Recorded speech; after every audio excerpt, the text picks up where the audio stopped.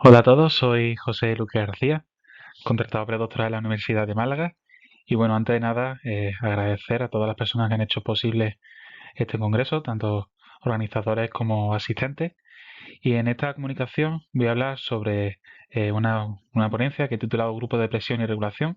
las exportaciones de carbón en Reino Unido entre 1914 y 1916. La comunicación se va a dividir principalmente en dos partes. Una es esta introducción un poco alargada, en el que además del objetivo de la investigación, pues haremos también una perspectiva global sobre el mercado del carbón antes del inicio de la Primera Guerra Mundial, y luego una segunda es la reacción que el sector gasista tuvo ante los avatares que sufrió la industria debido a la crisis ocasionada por el conflicto armado. La Primera Guerra Mundial tuvo un impacto significativo en el comercio internacional. Inicialmente, la guerra se había planificado para ser breve y centrada en una victoria rápida militar. Sin embargo, con el estancamiento de los frentes, los gobiernos tuvieron que movilizar completamente su economía para lograr la victoria. Las hostilidades y el proteccionismo interrumpieron las rutas comerciales terrestres y también las marítimas, causando escasez e inflación. Además, el reclutamiento masivo también redujo la mano de obra, afectando a sectores claves como el energético. En el Reino Unido, el mercado del carbón sufrió graves complicaciones, afectando de esta forma a la industria gasista, puesto que la principal materia prima que ésta obtenía era pues el mineral, el carbón. Esta industria, a su vez, presionó al gobierno de Asquith, primer ministro británico al inicio de las hostilidades y hasta finales de 1916, para que interviniese de forma gubernamental, para que el Estado interviniese en el mercado del carbón.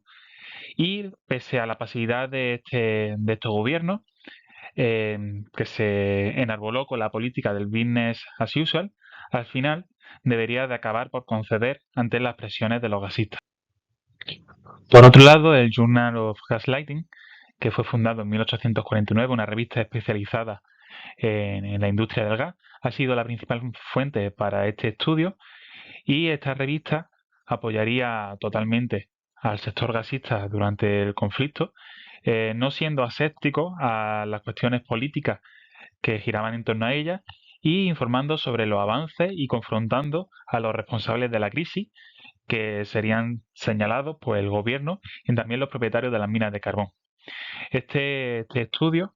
se va a centrar en este primer periodo de la Primera Guerra Mundial, en el gobierno de Asquith, desde 1914 hasta 1916, momento en el que George Lloyd pues, sería elegido primer ministro de Inglaterra.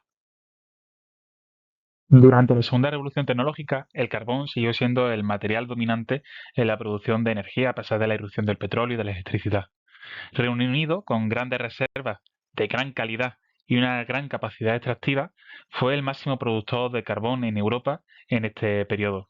La minería era una actividad económica de gran importancia en la isla, con una producción creciente durante todo el siglo XIX e inicio del siglo XX, hasta alcanzar su cuota máxima en 1913, el año antes del inicio de las hostilidades,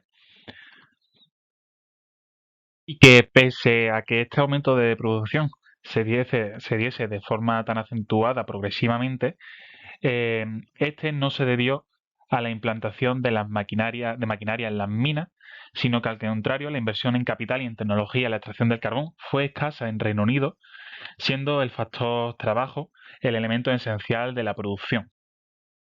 Por lo tanto, se puede afirmar que este incremento de la producción estuvo motivado por un incremento de empleo en las minas de Reino Unido, que pasó a ocupar a 482.000 personas en 1883 a más de 1 millón de personas en 1913. Eso sí, este aumento del personal sin la correspondiente inversión en maquinaria, además de las medidas sociales implantadas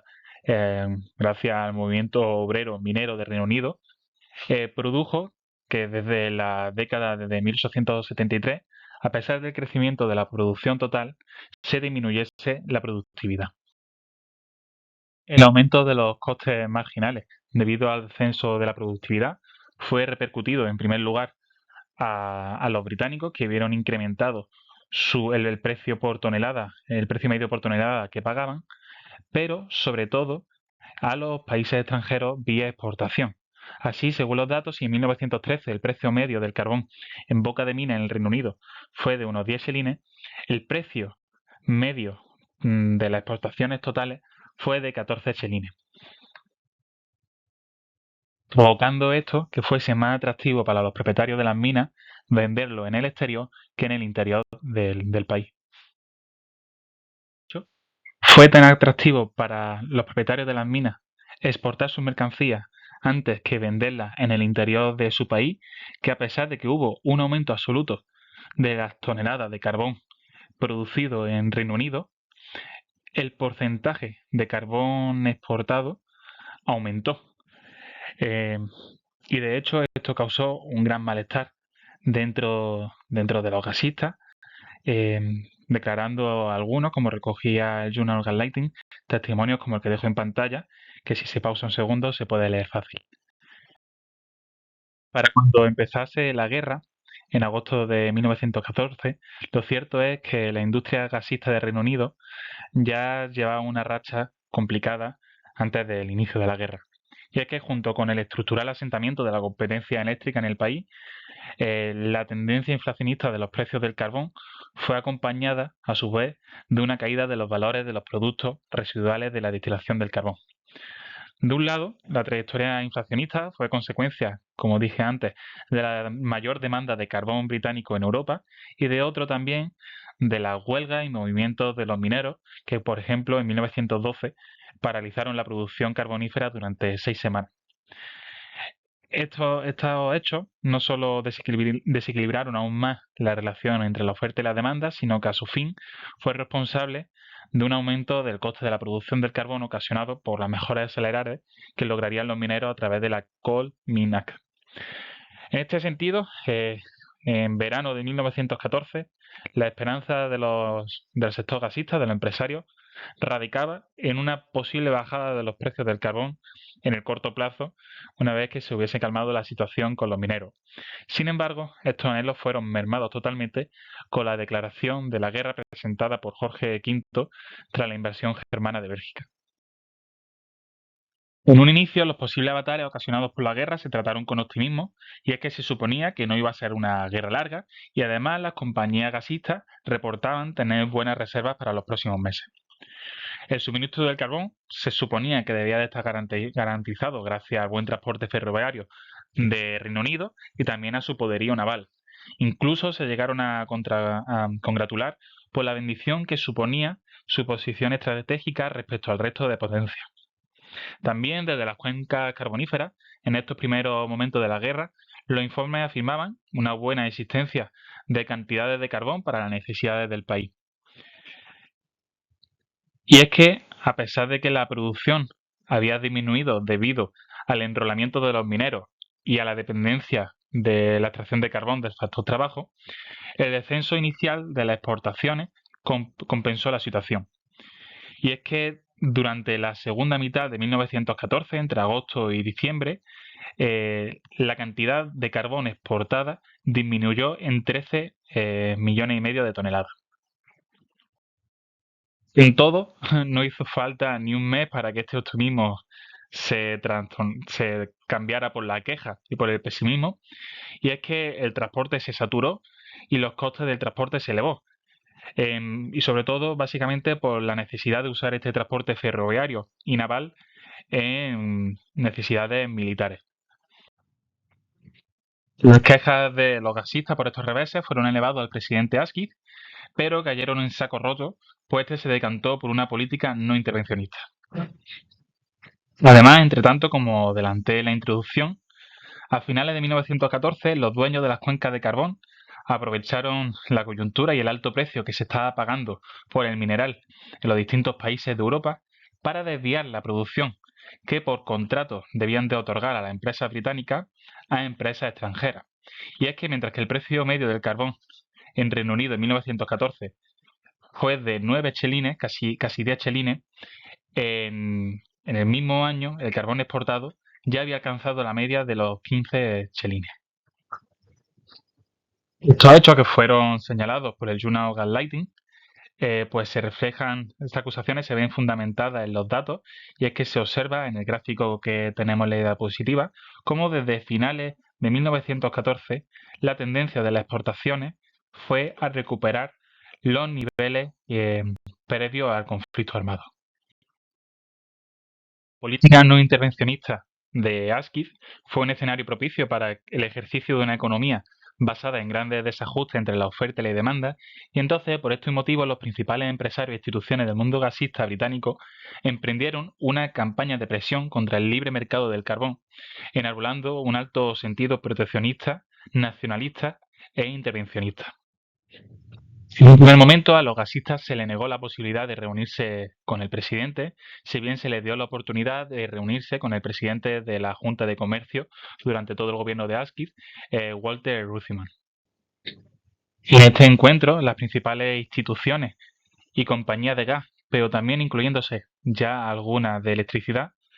elevaron sus reclamaciones a la Junta de Comercio, entre las que estaba la disminución de derechos laborales de los mineros para conseguir un abaratamiento de los costes, pero también la regulación de los precios de transporte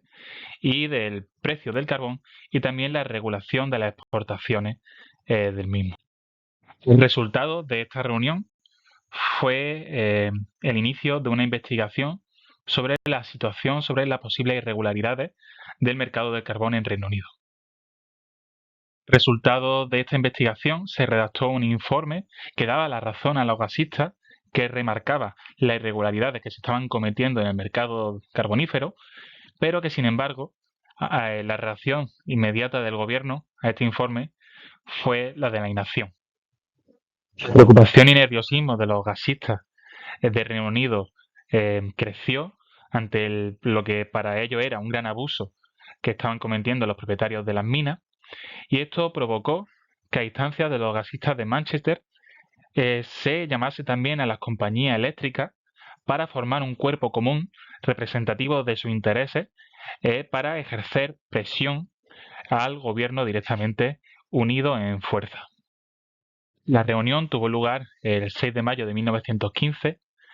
y se puso como presidente al director de la Gas and Light Company, Sir Colbert Woodward, un gasista mayor de 70 años con una gran reputación. Y en ella se trataron, en grosso modo, las mismas reclamaciones que ya habían hablado con la Junta de Comercio, pero a su vez se creó también una comisión de más de 30 personas para dirigirse a la Cámara de los Comunes, para dirigirse al presidente, con el fin, al menos prioritario, de que se prohibiesen o se limitasen las exportaciones de carbón. Sea como fuese, justo una semana después de esta reunión, la inacción de Asquith, este plan de inacción, cambió, y el 13 de mayo de 1915 prohibió las exportaciones de carbón a países neutrales sin licencia, a excepción de Portugal, que en estos momentos todavía no se contaba como agente beligerante dentro del conflicto armado. Tras la prohibición de las exportaciones, vemos que entre los meses de mayo y julio de 1915 estas exportaciones cayeron en picado. Sin embargo, en los meses posteriores encontramos un nuevo repunte que parecería a primera vista un fracaso de los planes de limitación de estas exportaciones. Pero no más lejos de la realidad, lo cierto es que este repunte de las exportaciones se debió al aprovisionamiento que Reino Unido concedió a Francia, su principal aliada en la guerra, de carbón. Y es que el país galo había sido gravemente afectado en la recepción de mineral en los primeros compases de la Primera Guerra Mundial, pero en la segunda mitad de 1915 consiguió recuperar las redes de distribución con Gran Bretaña. De hecho, la dependencia de Francia con respecto al Reino Unido aumentó de forma drástica debido a la guerra, y es que la producción de carbón nacional de Francia pasó de 60 millones de toneladas en 1930 a 40 millones en 1914, perdiendo además también las importaciones que se realizaban desde Alemania y desde Bélgica, que juntas sumaban 11 millones de toneladas. De esta forma, se puede afirmar que la negativa de la exportación a países neutrales repercutió positivamente en la llegada del carbón británico al país galo, que no solo aumentó en términos absolutos el tonelaje adquirido, sino que además también, en términos relativos, llegó a suponer un 45% de las exportaciones totales del carbón de Reino Unido al extranjero. Formas, salvando este primer momento en verano de 1915, en el que coincidió con el abastecimiento sin precedentes del principal aliado del Reino Unido, la labor del comité encargado de la limitación de las exportaciones fue exitosa. Y es que, visto en términos relativos, al comparar la variación mensual de la exportación del carbón británico con respecto al mismo mes en el año anterior, observamos que, salvo ese desajuste inicial, en 1916, tan solo en el mes de julio, las exportaciones superaron a la de su momento de referencia. En definitiva, para concluir rápidamente, se puede afirmar que la Primera Guerra Mundial tuvo un impacto sin precedentes en el comercio internacional y en el mercado del carbón del Reino Unido. Esto afectó gravemente a la industria gasista británica, puesto que su principal materia prima era el carbón. Los gasistas del país se debieron de organizar, incluso aliándose con sus competidores más directos, con los electricistas, para ejercer una presión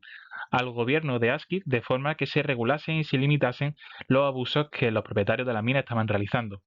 Una presión en la que también jugó un papel crucial el Journal of Gaslighting como un órgano de comunicación, como un cuarto poder para influir en la política gubernamental sobre el carbón. La intervención estatal del mercado del carbón se convirtió en una necesidad estratégica para asegurar el suministro de las empresas británicas, que finalmente se conseguiría durante el gobierno de Asquith a partir de mayo de 1915, garantizando con la reducción de las exportaciones a los países neutrales y por supuesto también a los países enemigos el suministro de las empresas nacionales. Y con esto termino. Muchísimas gracias por su atención y estoy en los comentarios resolviendo cualquier duda que pueda haber.